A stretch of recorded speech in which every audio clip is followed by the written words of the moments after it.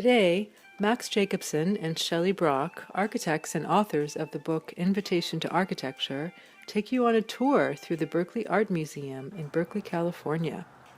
Along with the story of the museum itself, the authors point out and discuss many of the qualities and characteristics of the building as examples of the ideas talked about in the book.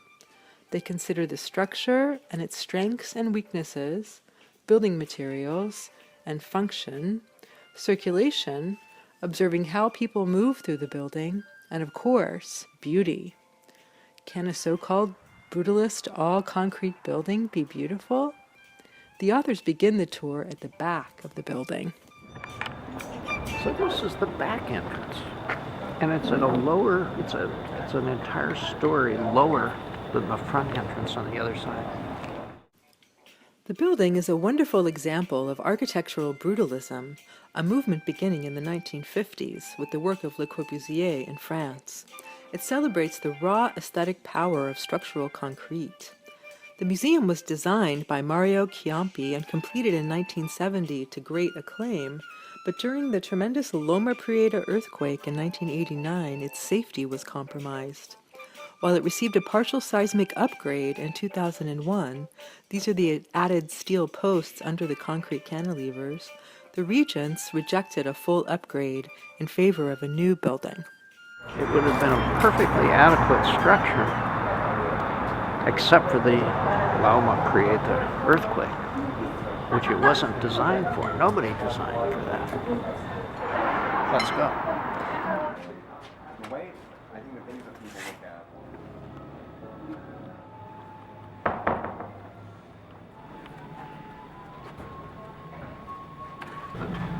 So this is a solid concrete, reinforced concrete building, and that's also the finished surface of the building. So as we touch a wall, we're actually touching the structure. This is the structure of the building. So what we can see is the marks of how the formwork was bolted together to shape the surfaces. And then, since it's a museum and they were hanging pictures, they have to drill in little holes to mount pictures. All of that remains. So you get a record of the use of the building, which adds to its texture. There's something reassuring about this. It's cold, heartless, but it's real. Now we go upstairs. Get ready, it's exciting. Are you ready?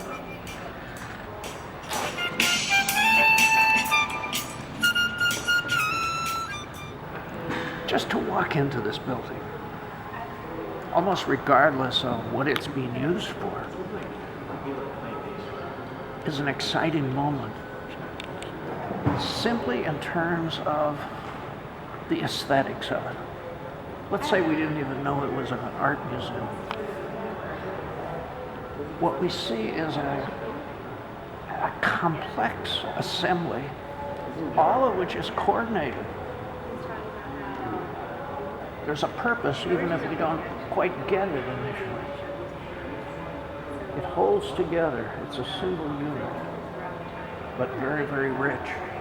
When we look at an aerial photograph of the building, what we're going to be able to see is it consists of these spiraling bays that come around in a gentle arc. It's a series of separate small galleries, all of which look down into the main space. Okay, let's go. So now we're approaching the entrance. So here is a nice dark horizontal row of glass doors. I'll go in if you're willing to. We're going to walk inside this scary building. And we're going to walk up through a series of gallery spaces.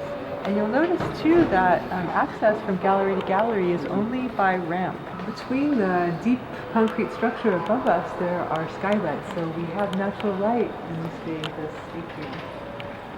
And what's this steel thing again? This post. This is part of the trying to desperately hold up the building after the earthquake, because the building was starting to separate a little bit. You can almost see it over here. Little separations develop. These very bold cantilevers have to be supported by additional structures, steel columns. We see them both on the inside and the outside. The galleries are organized so that as you enter a gallery facing the back wall, to move to the next gallery, you'll be facing over to the center and then back into the gallery spaces. Moving from one space up to the next.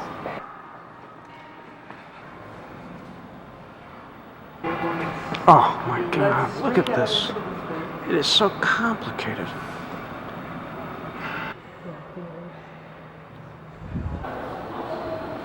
Well, it appears magical. It appears structurally puzzling. But as we look at the plan, we see that all of these balconies are cantilevering out into the main space from their columns at the perimeter of the main space. These are huge, deep beams. Now it's like some of these Pyrenean sketches of the prisons with all of the complex spaces. But, this is the but. As a work of architecture, the building has, unfortunately, this flaw. And the flaw is it cannot be repaired. And they're going to lose this very, very exciting space, which is so interesting aesthetically and works so well functionally.